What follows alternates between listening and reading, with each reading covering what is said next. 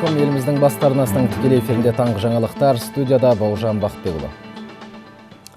Түркиядан тағда жайсыз хабар. Диярбакыр қаласының Еніш-Шехир ауданындағы ғимараттардың бірінде жарылыс болып, бір адам қаза тапты. Тағы 3 адам жараланған. Бұл туралы жергілікті ақпарат құралдары хабарлады. Жарылыс кеше Астана уақыты бойынша 23:00-де болған. Қазір оқиғаның анық-қанығы анықталып жатыр. Перуде толассыз жауған жауын салдарынан 2 адам қаза тапты. 2600 отбасының үй мүлкі зақымданып, мыңдаған адам баспанасыз қалды. Эль-Ниньо табиғи құбылысының салдарынан пайда болған нөсерден елдің 16 өңірі зардап шегіп отыр. Мемлекеттік маңызы бар жолдарда су шайып, аймақтар арасындағы байланыс қиындаған. Салдарынан кей қалаларға азық-түлік жеткізудің өзі мүмкін болмай тұр. Қазір жағдайда ел билігі бақылауда ұстап отыр. Жауын саябырсыған соң құтқару жұмыстары басталады. Бүгін Мәскеудегі әуежайларда қарлы бұрқасын салдарынан 85 рейс тоқтатылды. Қазақпарат таратқан дерекке сәйкес Шереметьево әуежайында 69 рейс кейінге қалдырылып, 2 ұшу сапары кешігіп жатыр.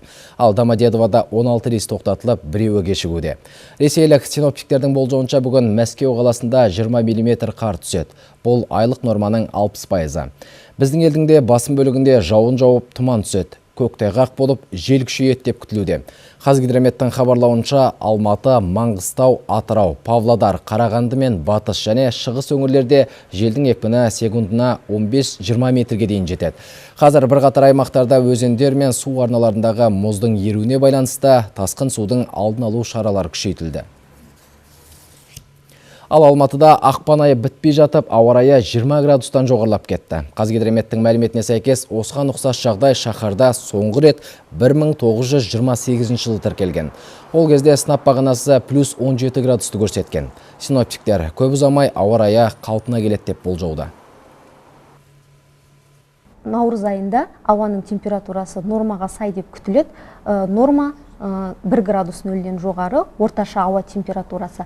Ал жауын шашын мөлшері нормадан төмен деп күтіледі. Ал норма Алматы қаласы үшін 65 мм болып табылады. Алматы облыстың аймақтық үйлестіру кеңесі жыл басынан бері кәсіпкерлердің 258 жобасын қарап мақұлдаған. Олардың несиелік жалпы құны 15 миллиард теңгеден асады. Бұл туралы облыстық әкімдіктің баспасөз қызметінің өкілдері Қаратал ауданында өткен пресс-тур кезінде айтты. Бұқаралық ақпарат құралдарының өкілдеріне жартылай фабрикаттар мен кондитер өнімдерін шығаратын және ағаш өңдеу цехтарының, ателье, мал бордақылау кешені, сондай-ақ сүт зауытының жұмыстары таныстырылды. Олардың кейбірі мемлекет көмегімен жаңа жабдықтар сатып алса, енді бірі өндірісін кеңейткен. Ел жұртқа мемлекеттік бағдарламалардың тиімділігін түсіндіру мақсатында мұндай пресс-турлар облыс аумағында енді ай сайын 2 мәрте ұйымдастырылып тұрмақ. Біздің енді жоспарларымыз тағы да өнімнің жаңағы өзіндік құнын, қазіргі жағдайға байланысты өзіндік құнын төмендету, осыған үлкен күш салуымыз керек. Сонан кейінгі өнімнің сапасын арттыру. Елімізде тұрып жатқан азаматтығы немесе құжаты жоқ жандардың санын кесіп айту қиын. Дегенмен соңғы 6 жылда 123 азаматқа туу туралы куәлік берілген. Қазіргі уақытта адам құқықтары жөніндегі бюро мамандары тағы 18 ересек балаға құжат дайындауда. Еш жерде тіркелмеген жанның Қазақстан азаматы екендігін дәлелдеу үшін кейде 3-4 жыл уақыт қажет. Мұның себебі неде? Тақырыпта Гүлмайра Қуатбайқызы тарқатады. Үйінде босанғандықтан Жанна Жақаеваның 2 қызының да туу туралы куәлігі жоқ. Үлкені 15-те, екіншісі 10 жасқа толған. Күнкөріс қамымен Алматыда жұмыс жасаған Тараздың тумасы осы жылдар аралығында перзенттеріне құжат алу үшін талай табалдырықты тоздырғандығын айтады. Сотқа неткенде документ собирать ету керек, адвокат жалдаңыз дейді. Бір кезде адвокат болады.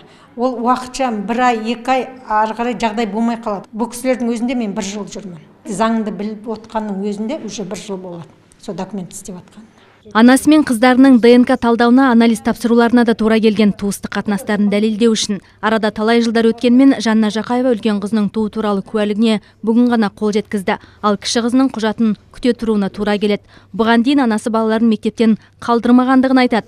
Алайда екінші кейіпкеріміз Оңтүстік Қазақстан облысы Жетісай ауданының тумасы Мариям тап осы себеппен мүлде мектепке бармаған, хат танымайды. Сондықтан болар жүзін көрсетуге арылынады. 18-ге енді толған бойжеткен осыдан 20 күн бұрын дүниеге келген нәрестесінің өзі секілді сауатсыз болғандығын қаламайды. Мәскеуге шықтым, бірақ документ жоқ. некеміз неге тіркелген, мен мұсылманша. Бірақ ЗАГСке тұрған жоқпыз, баламыздың да метрикасын ала алмай жатырмыз.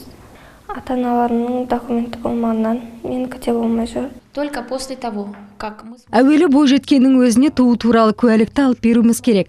Тек содан соң баланың құжаттарын түгендейміз. Біздің қорымыз бір жылда Мариам сынды 200-ге тарта азаматқа құқықтық қолдау көрсетеді. 21 ғасырда хат танымайтын, еш жерде тіркелмеген құжатсыз азаматтың болуы мүмкін еместей көрінеді. Алайда мұндай жандардың барын жоққа шығара алмаймыз. Әсіресе Өзбекстан, Тәжікстан елдерінен тарихи отанына оралған оралмандар арасында құжатсыз жүргендер жетерлік дейді Қорғау Астана қорының жетекшісі Анна Рыл. Мұндай жағдайда халыққа қызмет көрсету орталығының 1414 жедел желісіне немесе құқықтық қолдау көрсететін орталықтың 1409 нөміріне хабарласқандарыңыз жөн. Соңғы 6 жылда адам құқықтары жөніндегі бюро 123 азаматты құжатпен қамтамасыз етті. Гүлмайра Қуатбайқызы, Еркебұлан Тілеуғазы, хабар. Денсаулық мемлекеттік бағдарламасына сәйкес сынақ түрінде қолға алынған ауруларды басқару жобасы кең қолданысқа енбек. Бұл созылмалы ауру дертке шалдыққан науқастарды тұрақты дәрігерлік бақылауда ұстауға бағытталған. Әрі дімкәс жандардың өз-өздерін сауықтыруға көңіл бөлуін арттыруды көздейді. Жоба Солтүстік Қазақстан мен Павлодар облыстарында артериалдық гипертензия, созылмалы жүрек кемістігі және қант диабеті бойынша тәжірибе жүзінде қолға алынған. Қазір Ертіс өңірінің 4 емханасында нәтижелі жүзеге асып жатыр. Биылдан бастап мұндай денсаулық мектептері 5 аймақта құрылады. Ал 2 жылдан соң барлық аймақтардағы емханаларда жұмыс жасайтын болады. Пациент өз ретінде, пациент ретінде келіп отырды. Дәрігер өз орнында дәрігермін деп отырды. Қазіргі кезде пилотты аяқтаған кезде партнер пациент пен дәрігер партнер ретінде, дос ретінде бірге ықыласпен қарап отыр. Мына денсаулық мектебіне келіп жүргеніме 1 жылдай болды. Бәрі жақсы.